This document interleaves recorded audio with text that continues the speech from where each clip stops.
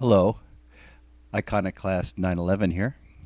I'm going to offer my rebuttal to the discussion that we just heard on, well, at least I just heard it. I just watched this video and now I'm posting a response. The subject is the rapture of the church is imminent. And a panel of three religious guys here are discussing the scripture in that regard.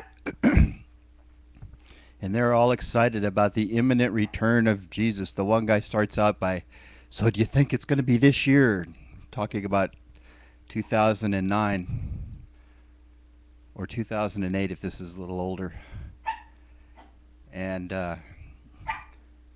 he thinks they all agree that the coming of Jesus is imminent. We need to be ready every day for the coming of Jesus. But when I looked in the Bible, I see that Jesus told his disciples, he says, some of you standing here before me today will not have tasted death before the Son of Man returns in his glory. In Luke, there's a passage that says, Jesus tells his disciples, you will not have finished preaching in the land of Israel before the Lord comes again. This event that he was talking about, it was a spiritual event, coming in judgment. It was the point of all the warnings of John the Baptist and Jesus himself. Go back and read it again. You'll see that they're just warning and warning about the soon-to-come tribulation that was going to come on the Jews. Now, keep in mind that Jesus Christ said he came first and foremost for the house of Israel. Just like the prophets of old, he was the last in line. Finally, God sent his very best in the last-ditch effort. Now, Jesus said that the greatest of all the prophets was John the Baptist. So let's pay attention to what he said too. What was his point? He said, prepare ye the way of the Lord. There's something new coming upon the earth, something very important. Things are going to change. This is the judgment coming. This is your last chance. He says the axe is just getting ready to come down on the root. It's at hand. These things were coming soon. This was in the first century, folks. Soon, words mean things. And this event that Jesus taught about,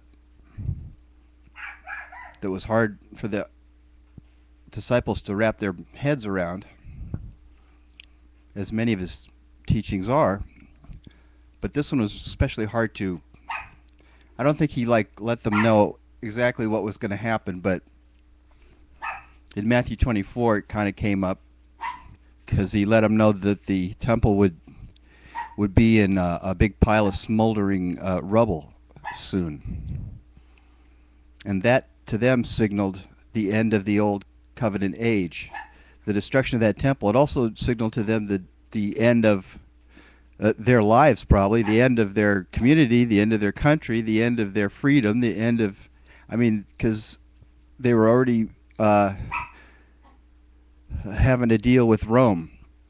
And if we read the writings of Josephus, who was a Jewish historian who became a Roman general or something, and then he became a historian, and he accompanied Titus and the armies that laid siege on Jerusalem for about 7 years prior to the culminating event of the complete and utter destruction of the temple. That's the second temple. If Solomon built the temple like 500 years prior or something like that, and then it got destroyed. And then it was rebuilt they call it Herod's temple.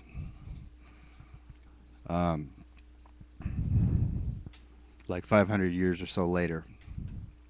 You'll see there's prophecies, I believe, by Daniel where he talks about, he starts laying out a timeline for events. And he talks about from the time the word goes out, the decision is made to rebuild the temple until, the anointed one comes and ends the old covenant way, the old covenant agreement, and brings something new and perfect and eternal and full of love and grace, to replace the 613 rules that these wicked religious leaders laid onto the people, but didn't lift a finger to do themselves. Dietary law, civil law, maritime law, you name it, laws about everything. Really intricate, tedious, a great burden. And it didn't even take care of the sin problem. They still were sacrificing animals with blood, giving blood animal sacrifices to their god. This is the old covenant. But that's why you see Jesus talking about, you don't put, new wine in old wineskins, or you don't try to patch them up to hold the new wine, because they'll burst and you won't have your wine and you won't have your skins and you'll have a big mess. But no, the way it's done is fresh skins are put together, fresh wine bags are made, new ones to put the new wine in. And Paul tells us about the old covenant is something that's obsolete and it's dying, and it needs to go completely so as the new can come in fully. Okay, I'm getting a little off track here about the rapture, but anyway, let me just say this right now. Those guys on the panel will all get old or have an accident, and they will die some way like everybody else, and then they will go and meet God and Jesus. There's not going to be a rapture. This is a teaching that is nothing but a misunderstanding of the scripture, and they've taken these verses regarding the closeout of the old covenant and the bringing in of the new, and the resurrection of the dead and things like that. And this teaching isn't really very old. It's only like 150 years old. This they call it the premillennial rapture teaching. Prior to that, in church history, you don't find the fathers and or the scripture writers or the teachers talking about a future rapture. And also, you have to understand that the Antichrist was Caesar Nero. That 666 business works out to be him.